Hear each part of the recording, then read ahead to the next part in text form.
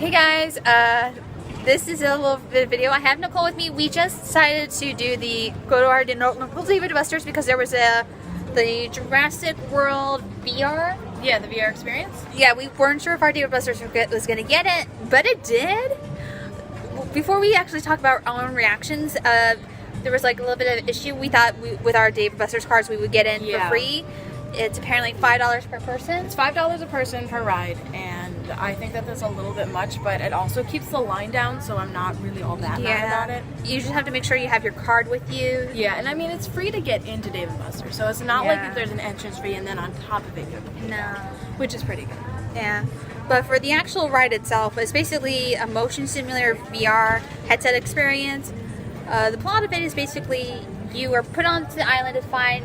You're supposed to be tagging the animals, so basically you are trying to keep track of how many there are on the island. And I think, and also for like DNA purposes or something? And for DNA purposes, yeah. You're basically just doing like scientific research the whole time, but the premise is really cool. The way that they just lower you into the jungle, you're on a mission. The VR set itself, I liked it, though I noticed with mine, the headphones had to adjust. Yeah, you do have to sort of place where the headphones go and where your eyes go, and like the whole thing is really interestingly like created, where it basically there's a screw in the back of it that adjusts it to the right size for your head. And then you had the scanner, which surprisingly when we put them on, we could see our VR sets, but no one else in the scanner. So I've seen VR stuff. I could see her headset and the scanner, but like there wasn't a person in there. I think it would be kind of cool if they put like just like a figure. Yeah. Because like that was kind of weird to have just like a floating. They do that for the PlayStation 4 VR stuff too, where you can just see the controllers and your headset, and that's it. Yeah, I think it's very simple. But basically, the plot is you're going to the island, and then things happen.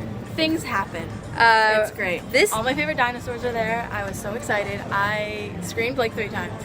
It was really intense. This was actually a lot of fun. It felt like you were on an actual ride. Yeah.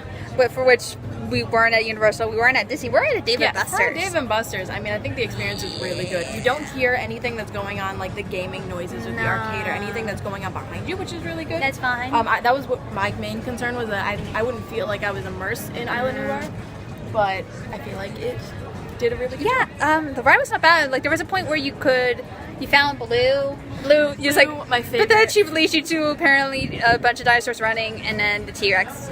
We see the murder. T-Rex you see a couple of times, which I think is always used for shock value. Okay, this is a side note about Jurassic World. I feel like the T-Rex is always used like very conveniently in very specific instances, which is kind of sort of the appeal, I guess, of the movies. But the ride is very similar, and I really like that. Yeah, but it was like more. It was interesting. We kept seeing dinosaur murder, and then we saw dead bodies. Yeah, the circle of life was kind of like playing in the back because it's always the same way with any Jurassic World. Also, they were having a little bit more technical issues. Like apparently, when the seats wasn't working, we had to sit in the middle. We had to sit in the middle of the seats.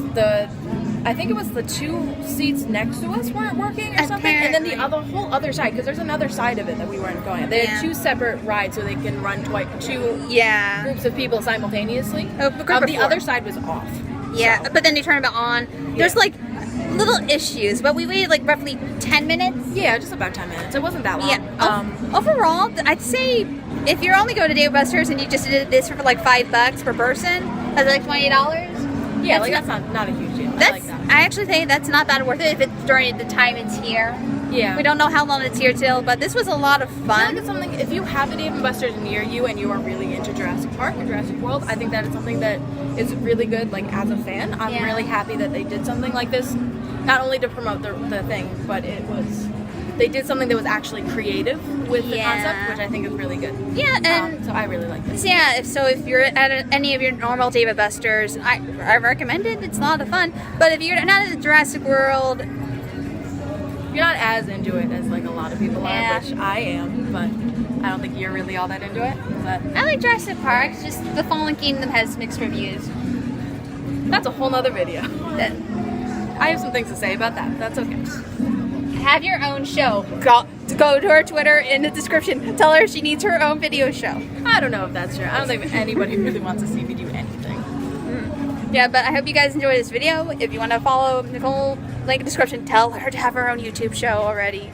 If you want to support the show, patreon.com/nightbirdproductions. And I hope you guys enjoyed this little quick video. We'll see you all another day. Bye.